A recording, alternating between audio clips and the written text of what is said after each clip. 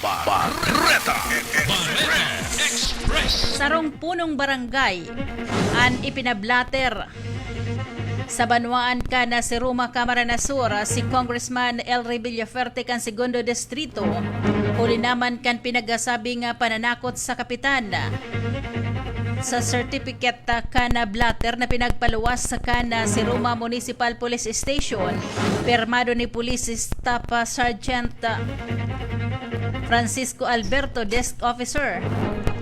Nagreklamo ana kapitan, pinagrereklamo ni Kapitan Russell Clemente Temenya, 50 anyos sa edad, punong barangay ka na barangay Bito si Ruma Camarines Sur, si Congressman Elry Villaferte ni na trespassing sina pananakot.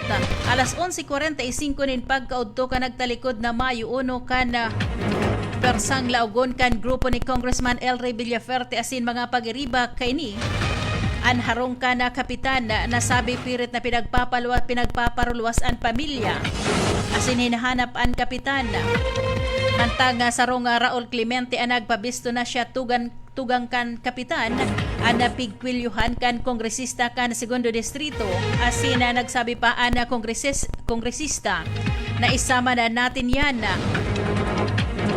nakabugtak man sa blatter.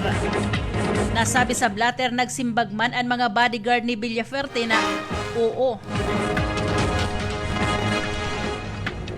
Pinagasabi pa nga si Congressman Villaferte nagsabi pa na pag lumabas si kapitana tirahin na natin yan na dagos man nagsimbag na naman ang mga bodyguard ni Villaferte na oo.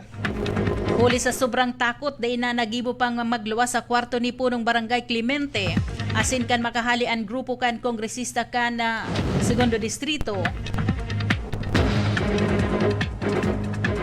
Tulos man ini nga nagpasiring sa hipatora kan na si Ruma Municipal Police Station para magpablater ang kapitan sa mga pulis na sambitan ng pangyayari.